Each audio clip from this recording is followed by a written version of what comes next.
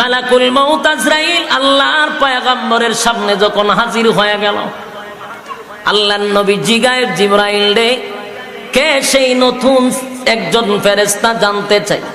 ডাক দিয়া বলল, নবী গো, উনি হলেন হাজা মালাকুল মউত আজরাইল। সুবহানাল্লাহ।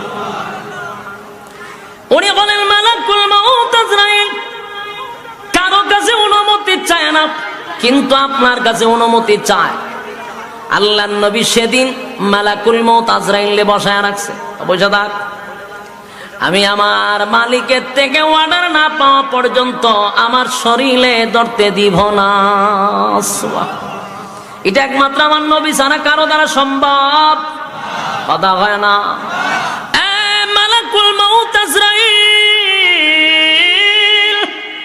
পয়গম্বরের সামনে বসা। আল্লাহর পয়গম্বর বলেন, জিবরাইল রে, মালাকুল মউত আজরাইল কেন আসছে? আমারে নেওয়ার জন্য নাকি? আল্লাহর নবীর চোখ বেয়ে বেয়ে পানি পড়া শুরু হয়ে গেল। জিবরাইল আলাইহিস সালাতু ওয়াস সালাম বলেন, নবী গো,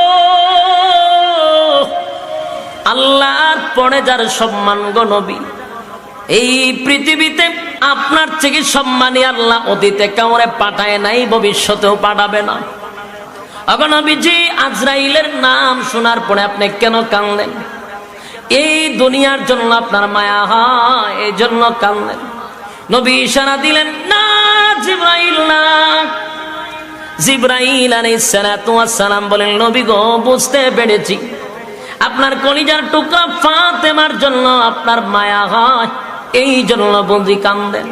নবী ইশারা দেন, না জিবরাইল, আমার ফাতেমার জন্য আমি কাঁদি না, কারণ আমার আল্লাহ ঘোষণা দিয়েছে, ফাতেমাতু সাইয়্যিদাতু নিসাই আহলিল জান্নাহ, ফাতেমা তো জান্নাতের সমস্ত নারীদের সর্দারনি হবে। কেন রে আমি ফাতেমার জন্য কাঁদব? এবার জিবরাইল বলেন, নবী গো, বুঝতে পেরেছি, মনে হয় গো হাসাইন আর হুসাইনের জন্য আপনি কাঁদেন।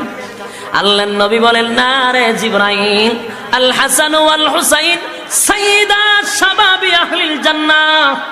আল হাসাইন আর হুসাইন হবে জান্নাতের সমস্ত যুবকদের সর্দার। আমি কেন হাসাইনের জন্য কাঁদব? এবার নবী বলেন, জিবরাইল আলাইহিস সালাতু ওয়াস সালাম বলেন, হাবিব, আপনার চোখের পানি কেন পড়তেছিল? আপনি যদি চান গো নবী, এই পৃথিবীতে আপনি থাকতে পারবেন। আমার আল্লাহ বলে দিয়েছেন, আপনি নবী চাইলে আপনি থাকতে পারবেন, তবে রফিকে আলার কাছে যাওয়াটা সবচেয়ে বেশি উত্তম। আপনার মালিক আপনার জন্য অপেক্ষায় আছে।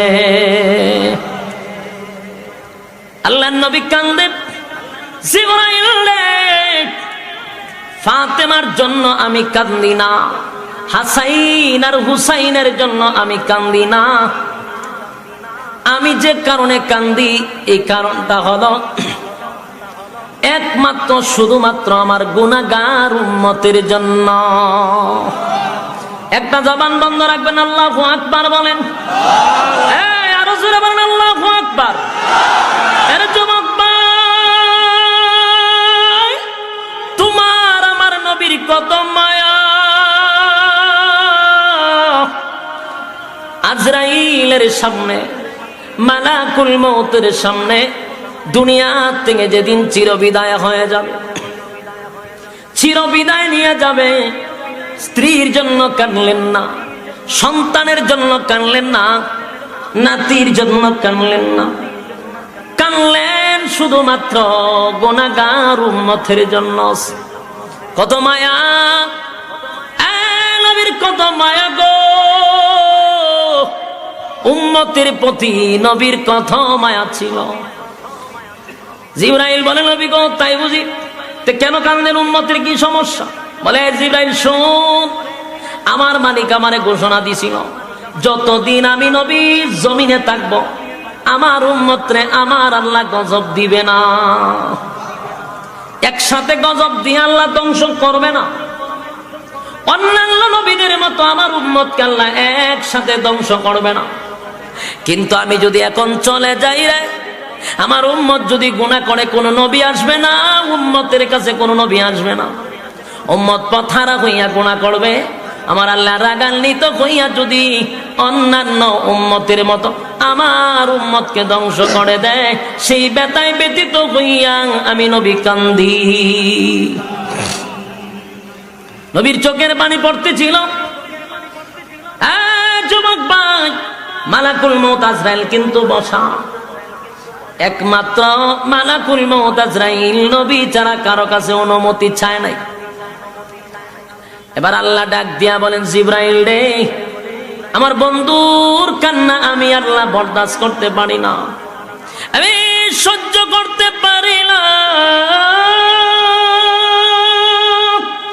আমার বন্ধুর কান্না বরদাস্ত করতে পারি না।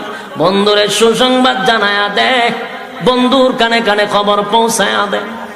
এতদিন আমার বন্ধু দুনিয়ায় উম্মতের জিম্মাদার ছিল, আজকে বন্ধু রফিকে আলার কাছে চলে আসবে, বন্ধু বন্ধুর কাছে আসবে। আমি বন্ধুরে বিদায়ের সময় চোখের পানি দেখতে চাই না।